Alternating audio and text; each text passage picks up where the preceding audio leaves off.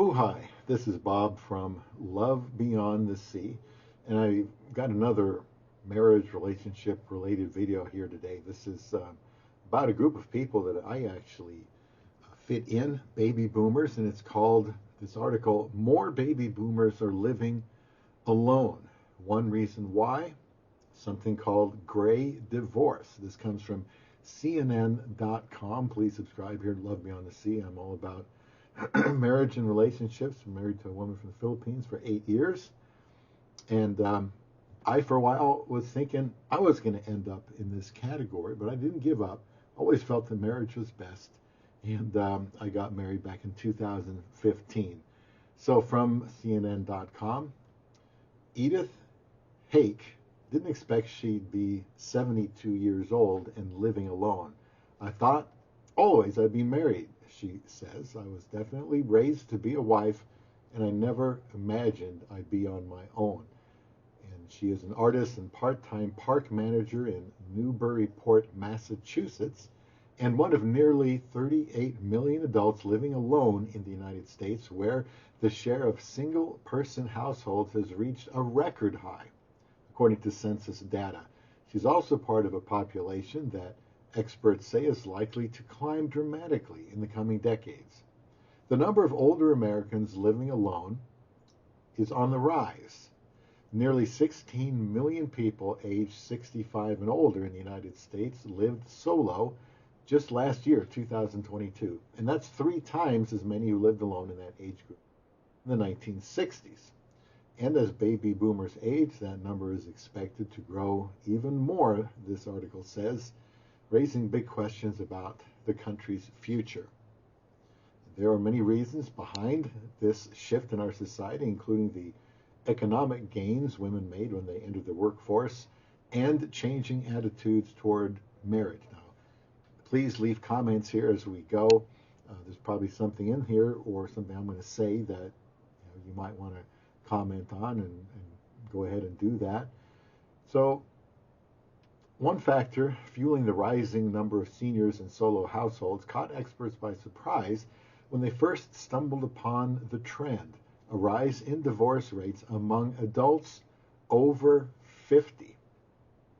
We were just floored by our findings, says Susan L. Brown, co-director of the National Center for Family and Marriage Research at Bowling Green State University. It's been about a decade since Brown's research popularized the term gray divorce to describe this phenomenon, something that used to be a rarity, but now has become much more common. Well over a third of people who are getting divorced now are over the age of 50, Brown says. We just can't ignore that group anymore. Researchers discovered this gray divorce revolution. The surprising split of Al and Tipper Gore in 2010, when they announced their plans to divorce after 40 years of marriage, prompted Brown and a colleague to dig into the data with questions many Americans were asking. Well, just how common is this? And she wasn't sure, but skeptical, and thought this could be a celebrity phenomenon. But Brown, excuse me, it's guaranteed to cough. I make a video here. Don't cough all day. Brown and another person that mentions there found that from 1990 to 2010, just because I can't pronounce her name, the divorce rate for people over 50 in the United States doubled from 90 to 2010. And so they dubbed it the gray divorce revolution. And it's still going strong both for celebrities and everyday people. More recently, Bill and Melinda Gates made headlines when they announced just in a couple years ago, 2021, that they were divorcing after 27 years of marriage. North of the border, just this week, Canadian Prime Minister Justin Trudeau, 51, announced that he and his wife were separating. Even though divorce rates for the overall population are declining, Brown says, older adults are really bucking that trend. For adults over 65, the divorce rate is still rising. Brown says this means more and more people are going to be aging, probably alone, and outside of marriage, certainly. Now, that's something that's very important to me. As I've said many times in my videos, get married while you can. Don't think that being older and alone is going to be this great experience. I just don't think it will. And it'll point out, that people that are older are lonelier, and that just kind of makes sense. I want young people getting married, middle age, older. Having somebody around is just the best thing. But that's what I say here on Love Beyond the Sea. I'm very pro marriage, whether it's a overseas marriage or somebody else. So why more people are taking this step as we continue in this article? Susan Myers knows to some people it may sound illogical to end marriages later in life, especially when death could be looming, but as a divorce attorney in Houston with decades of experience, she's heard plenty of reasons from older clients who are calling it quits. I had one client tell me, "I do not want to die next to that man. I'm out," Myers says, noting that differing perspectives on vaccines, masks, and political things, politics during the pandemic seem to have played a role in many recent cases come across her desk. They say, "I've seen a pretty sharp increase in mature couples who have adult children and probably have some grandchildren." About these differences, like I've said, and will continue to say, you're not going to know everything about the person you marry when you marry them. I married my wife in less than 8 weeks, proposed on day 18, flew down to the Philippines, we got married, still married over 8 years later, and continuing to learn about each other. I think by and large we are very, very similar, and I'm glad it worked out that way. I've been praying for a wife for a long time. Political things, I just want to interject here. If I had to be looking for somebody now, if this was going back when I was 53 and got married, that would be an important thing to me. It's not something I even thought about, but I can see where that'd be a problem. But you need to know those things before you get married. What they really stand for, what drives them, what motivates them, what's their idea of right and wrong. Because I think once you're married, it's too late to say, "Oh, I didn't know that." Well, at that point, you just have to accept it and love them. Otherwise, you're never going to stay together. So there is some measure of tolerance that comes up as you learn things new about each other. Hopefully, they don't change on you. That's a little bit different, but the same result. You just still have to deal with it and stay married. Continuing with this article, some older people initiating divorces feel they've simply drifted too far apart from their spouses, while some have suffered abuse or discovered shocking transgressions. Myers says all of them, including some clients in their 80s, feel like any years of life they have left are too precious to spend with the wrong person. So that gets me to think, well, you married them, they married you, God put the two people together, they're the right person, as long as you're still married, still alive, and be married and work it out. And I think that two people can work it out. Oh, there are situations that are difficult like that. They discover shocking transgressions, whatever that is. But unless they're sleeping with somebody else, I think you have to find a way to make it work. And a lot of my videos, for that matter, are designed to talk about the things that a husband should do, that I try to do, to show my wife that we are together, devoted to her. I've got 1,500 videos by now. You can watch and learn about that, and I've got hundreds more to go. Rather than gray divorce, Myers says she prefers the term silver splitters because it also alludes to the silver lining of starting fresh no matter how old you are. I disagree with that. Just divorce is always bad. It's never good, and it wounds people for a long time, maybe for life. And she says, well, this person named Heyck, Heyck, says she got divorced in her 50s after her son turned 18. I don't know what was going on there, but that would sound like setting a bad example. She says it was really more of a working relationship. than a full marriage, and she was emotionally ready to be on her own. What about him, her husband? But the financial transition, she says, wasn't easy. For years, she struggled to make ends meet, living with roommates and couch surfing as she waited for a spot to open in income-adjusted senior housing. And she says, I was an artist. I lived on the edge financially, did 401k, always thought I would be married. This was a big surprise. Financial difficulties after Gray divorce are a problem, Brown says. She and other researchers have been studying too. Some people see their standard of living drop significantly. And that, coupled with the fact that poverty rates in general tend to be higher for older adults, is concerning, she says. They're cutting their nest egg in half. Our survey data allows us to follow people for a decade or more. We're not seeing any evidence of significant recovery. And yes, married people make more money than single people. I know people are worried about losing their money, of course, but one of the things that drives me is I want my wife to have as much as she can when I leave her an inheritance, which will be everything. And she's working, doing really good, and I encourage her to save as much as she can in her 401k and get that match so she can have more and more when she's older and decides to, after I'm gone and goes back home to the Philippines, most likely, then she will be in excellent financial shape.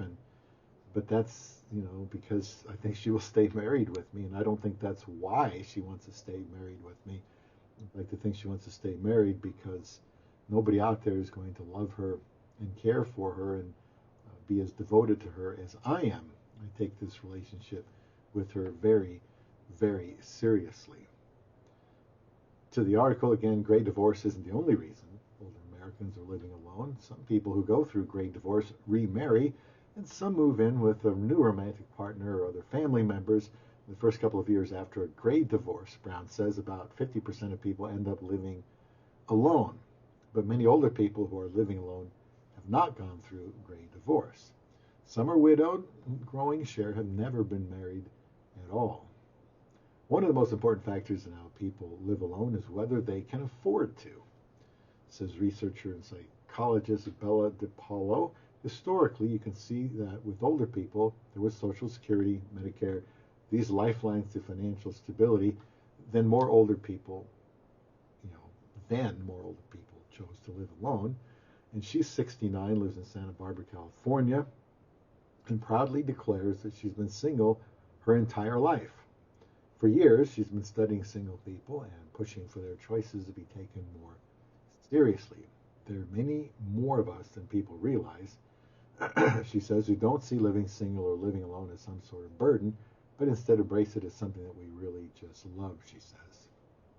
Living by yourself, she says, doesn't mean that you're lonely or alone. I was certainly miserable, absolutely miserable, because I knew I couldn't do that. I needed a wife. Since marrying my wife in the Philippines, it's been better than I thought it would be. Can't imagine her not being in my life. I think about her throughout the day. I pray about her throughout the day. We pray together at night. Always want to know every little thing that happens in her life because I care. I don't watch over her. I don't control her or micromanage her. But I want to know how she's feeling, what she's thinking, and what's bothering her, how work went, what her struggles are. And that gives me, a great purpose in my life. I just wouldn't have that being alone. They say there's a lot of research that shows people who are single are more likely to stay in touch with their friends and relatives and neighbors than people who are married. And they say that's exactly the opposite of stereotype. That surprises me because I thought it would be the opposite way around. That the opposite. When I was single, people that got married were, I was invisible after that. And so I don't quite understand what they just described there. I just think being married has most of the benefits. Very few people, I think, can live single.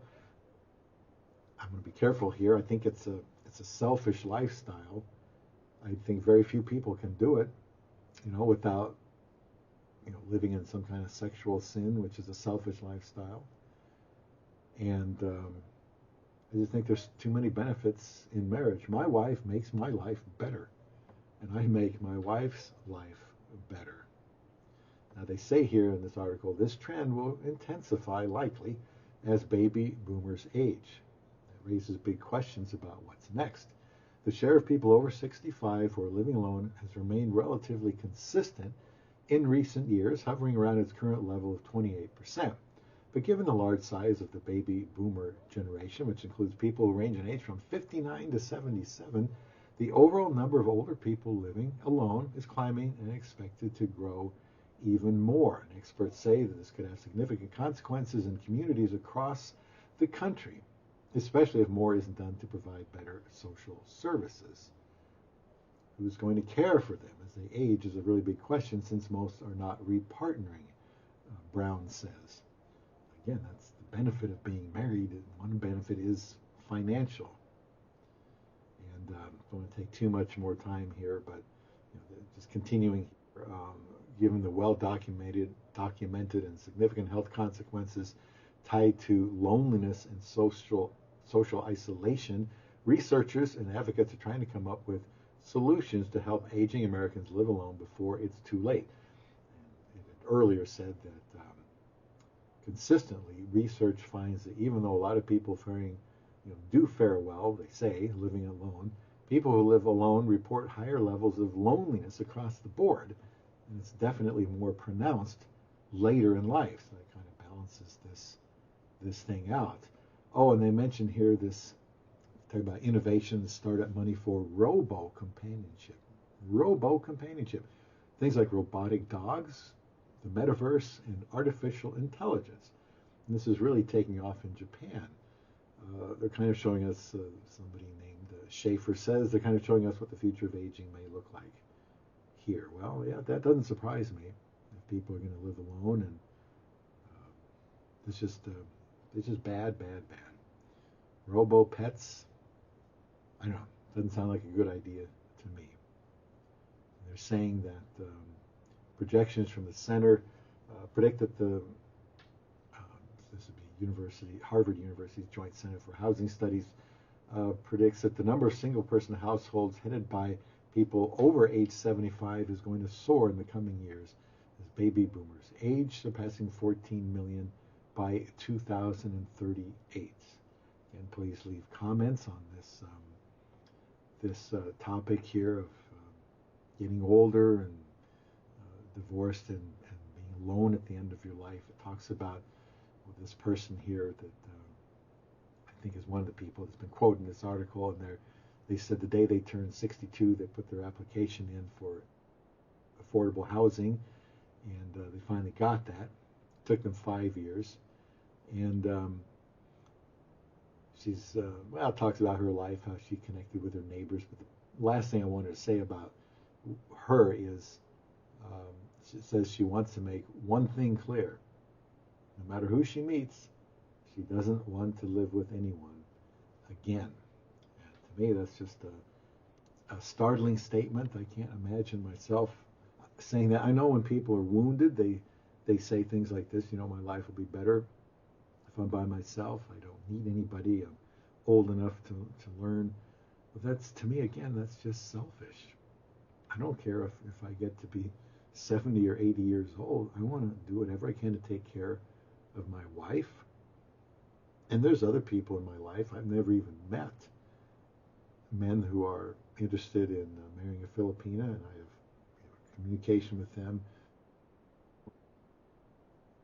And Facebook Messenger, and I just think being involved with other people is always going to make your life more important, and having that spouse around will always make it more fulfilling. So let me know what you think about this video, and stay tuned for more here on Love Beyond the Sea.